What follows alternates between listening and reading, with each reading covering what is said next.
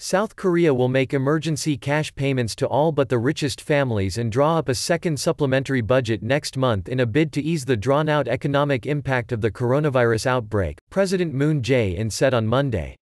Moon, after an emergency meeting with economic policymakers, said an emergency disaster relief payment of up to 1 million won $820 would be made to all households except the top 30% by income, totaling some 9.1 trillion won $7.44 billion.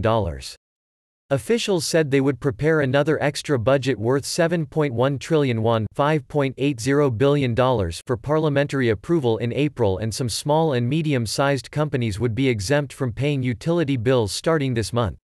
Citizens suffered from the coronavirus and they all deserve to be rewarded for their pain and participation in preventive efforts, Moon told the meeting in comments broadcast on television. There is a need for the government to reserve as much financial power to brace for an economic shock with no end in sight and promptly respond to labor market insecurity and any potential corporate liquidity crisis.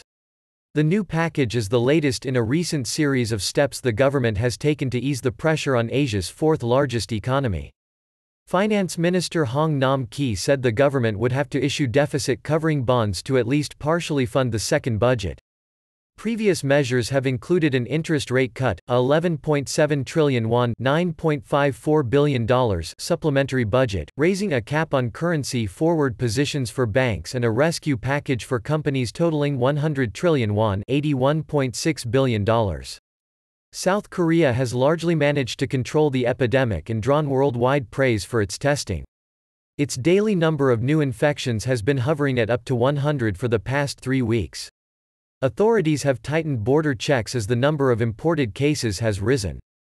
The Korea Centers for Disease Control and Prevention (KCDC) reported 78 new cases on Monday, at least 13 of whom were people who arrived from abroad, most of them South Koreans.